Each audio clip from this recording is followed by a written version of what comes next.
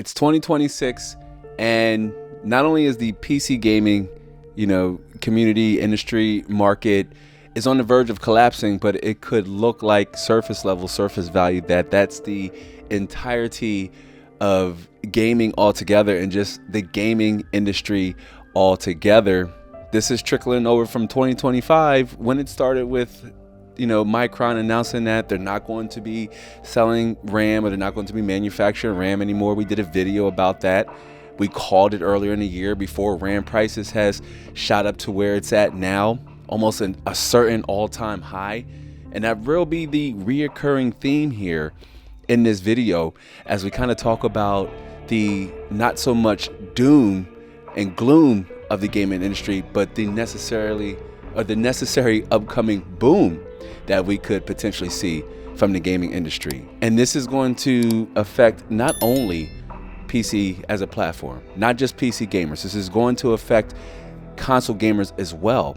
And it's already trickled down to consoles like the Nintendo Switch 2, with the Nintendo Switch 2 selling at a higher price than the OG Switch did, and that potentially turning some Nintendo console gamers or gamers who like to have a dual system setup is one that I recommend.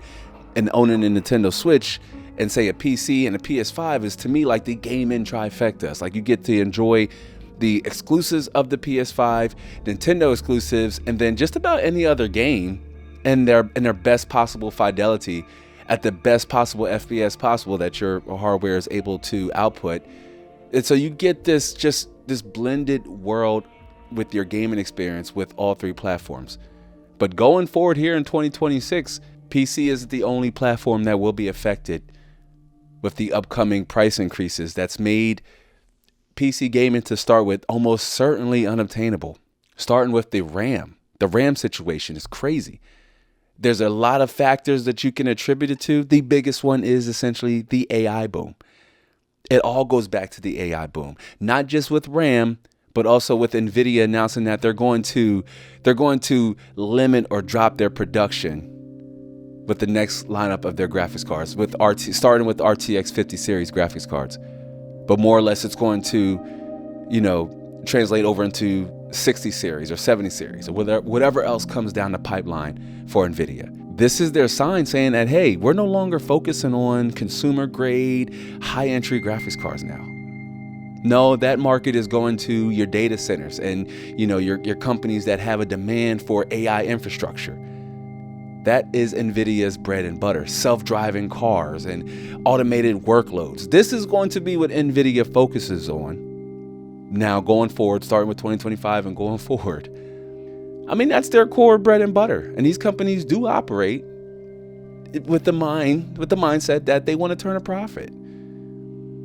And so that's come at the expense now to PC gamers. But again, Nvidia makes chips for a lot of different companies.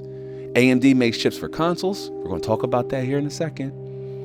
But AMD primarily, that's who consoles go to for their custom add-in board, their custom APUs. That's their systems on a chip. That's your, RDNA 2 or 3, and then a Ryzen Zen 3 based CPU, all on the same, all on the same PCB, all on the same motherboard. That's AMD's wheelhouse. But now I watched AMD's CES 2026 CES keynote, and fam, I started to react to it, started to do a video to it. But I said, you know what, I'm gonna save it and wait for this video right here. Why is that? Because throughout the whole keynote, there was not one mention with any upcoming new announcements that's going to benefit gamers. All of the corporate, staff that they had amongst them, other directors, they all came from booming AI companies. All of the upcoming AMD announcements heavily revolved around the developments in AI. AI this, AI that. And I'm like, this is fine if you if you run a business that's dependent on AI, or you're developing a system that will be dependent on AI. These things are promising for you, for data centers and what have you. But ultimately, this is what has priced PC gamers out of and off of the platform.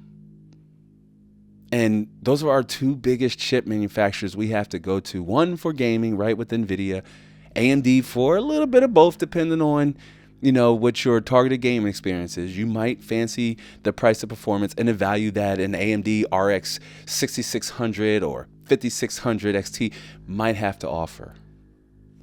Or you might like your games, you want to run your games a little bit on the high-end scale. So you prefer an NVIDIA card, one that's going to maximize power and deliver as much performance as possible, best bang for your buck, best value for your money that graphics card has to offer. Well, that's typically NVIDIA, but that's not the case now going forward. With AMD focusing on AI, what does that mean for the upcoming next generation of consoles? A few things. One, PS6 and Xbox Series Pro, let's just call it that, or Series 2, let's just call it that. The PS6 Pro and the Xbox Series 2 will likely come with AI-heavy features to leverage performance and get those marketing buzzwords ready so that we can be prepared to pay slightly higher than what we've come to expect from previous console generations. Look at the Nintendo Switch 2, for example. I imagine if I could just off the cuff throw a number out there for the PS6, how much it would possibly cost. I do strongly believe there'll be 2 variations of it, at least. But on the high end, you can expect the higher end version of a PS6 to be curtailing somewhere around $1,000, $899, somewhere along the lines there, $800 possibly even, maybe $799. But we will see higher than usual prices for the next generation of consoles. We saw it with the Nintendo Switch 2. Does that necessarily mean it will price console gamers out? Not necessarily. I think 2 things will happen. One, most gamers will just hold on to their PS5 because unless you're trying to play upcoming games that might come out in 2026 and 7th and beyond, that's only going to release on those newer consoles, say the PS6 and the Xbox Series 2, whatever exclusives you might be holding on to play from Microsoft that you can't play on PC. And then the Xbox Series 2, probably somewhere along the lines, similarly priced to the PS6. 2 variants, the higher ends pushing at least $800-900. RAM is high. GPU prices are high. CPU prices are also on the come up slightly. What does that mean for consoles? Doesn't mean that console gamers won't play their consoles anymore. Again, I think that they're just going to hold on to their older generation consoles until they literally can't anymore. Kind of like what most PC users are currently doing right now. And no immediate hurry to upgrade your GPU or upgrade your motherboard and CPU, and forget about it if you're holding out for some RAM. But most console gamers are likely just going to hold on to their previous consoles, is what I'd recommend. A lot of gamers that are on the fence about picking up a Switch 2, they have this same reservation. They're like, I can play most of all the games I want to play right now on my OG Switch. There's no reason for me to put up $450, $500 on a Nintendo Switch 2. Well, when we're upgrading our components and we're upgrading our hardwares, that same argument can almost be made depending on what you're upgrading. You might be introducing a 15 to 20% performance boost, and that might cost you a couple $100 just to be able to achieve that. So you have to really ask yourself, is it worth it? Will the cost of this upgrade really boost my overall gaming experience? Or can I hold out a little longer to see how the market normalizes? Because it will normalize. It won't be what we're used to seeing. We're already there, but essentially it will normalize. Right now, if you price, I was talking to one of my clients and I was working with them on a potential 2026 build, giving them all the disclaimers. Hey, look, brother, RAM is high, graphics cards are high, go use where you can. That's a whole nother segment, but go use where you can. But everything's a little high. And, for a decent mid to high range system, you're somewhere over $1,400 right now. A year ago, you could have did it around under a grand. If you knew where to pick and find your parts to take advantage of savings and deals. And there's always our beloved used market that you could also jump on and, compensate and save even more money with your build. But yeah, close to $1,400-1,500 for a modest system right now that'll set you up for, a solid game experience now, a few years down the road. but that's still very much pricey and could still very much go over that $2,000, that $2,000 barrier, depending on what it is you're building for and what you're looking to get out of your system. Then there's the Steam machine. Talked about the Steam machine late last year as well. And I kind of feel vindicated because I said that there could be a reason why Valve hasn't released the price of the Steam machine. And it looks like with the upcoming price increases of RAM and graphics cards, it's hard for them to decide on what can we realistically sell these devices, because it comes in two. Although one doesn't have a better performance metric over the other, it's just a higher storage unit. But what can we realistically price this console at that gamers will be willing to go out and buy it? And we still have yet to get pricing details. Set to come out this year, no pricing details. I think I was a little liberal with my previous estimates, given how the things have changed and the dynamic has changed with the marketplace and everything. I'd say you could see that a higher end Steam machine going for closer to $1,000, maybe over $1,000. And the lower end with the lower storage selection, about $700, $800, somewhere along the lines there. It will be priced maybe in the middle, not higher, but not lower than maybe the next generation consoles, if that makes sense. Somewhere along the lines of there, where for a small cube that has a really nice small footprint, small form factor, sure, but you can't upgrade it. You got to install Windows if you want to play games like COD and to get around the anti-cheat. So you're limited in certain things. And even with certain games, you'll still be able to play. So one would have to really ask yourself, if you want to get the full PC gaming experience, should you just go ahead and spend around that of a Steam machine to fully get the best value for your money? Probably so. That's going to be the name of the game for gamers, not just PC or console, going forward in 2026 and quite possibly beyond. So yeah, I see and hear talks around the internet and amongst other tech creators how the Steam machine could be the upcoming save and grace for gamers, and it could come in and swoop in and just save the day. And not necessarily. Again, the Steam machine will be affected by RAM prices going up. It does have 16 gigabytes of DDR5, 16 gigabyte kit of DDR5 at the time of recording this video is going somewhere for $200, a little over 200 USD, 150, 200, a little over 200 USD, depending on where you're shopping.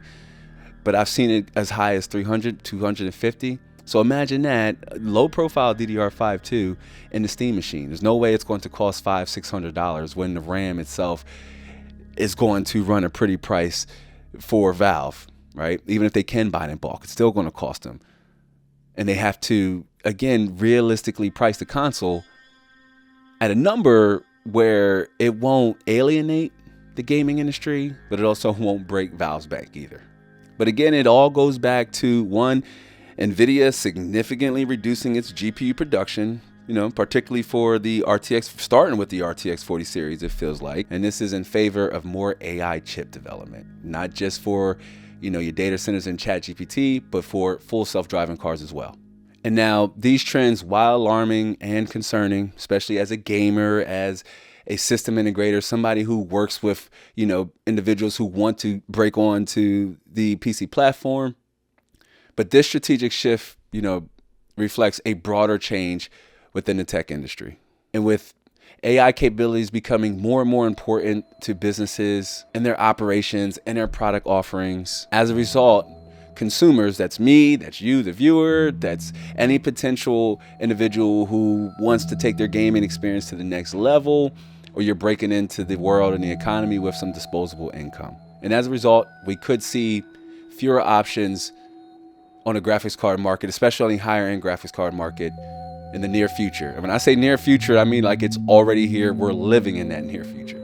And regardless if you are a console gamer or a PC gamer, if you're looking to save money, because that's something we really focus and talk about here in this community on this channel. Like if you want to save money on your hobby, or you want to break into this platform without breaking the bank, you're in the right place, because in 2026, I strongly believe that markets like your secondhand market or your used market or just trading with other gamers could be your best way to not be affected by the AI boom, because the bubble has yet to explode, has yet to burst. It's only becoming more and more popular. Like even here as a creator, side tangent, even here as a creator, AI is all over the platform, and we talked about it in the video I published last month, where I said, it's going to be up to creators to just keep the human in their content. Like, AI is here to stay. It's not going anywhere. I'm not going to complain about it. I'm going to adapt and evolve. And that's one thing that PC gamers and console gamers, because yes, PCs have character, but consoles serve a purpose.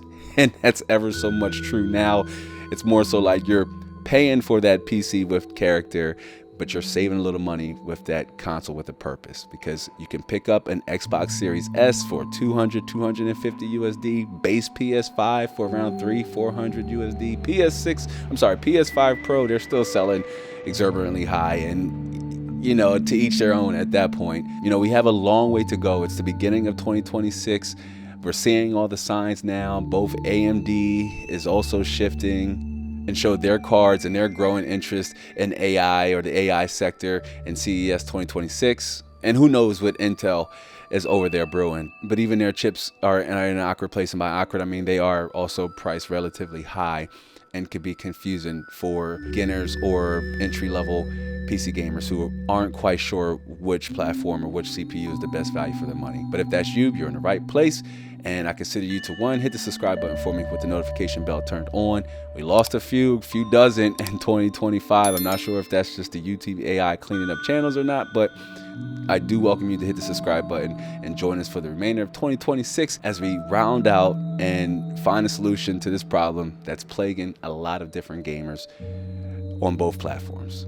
But that's all I got for this one, y'all. If you haven't checked, again, do me a favor and like this video. Do all the algorithmic things so I can keep up with the AI channels. And consider subscribing if you're new to the community with the notification bell turned on.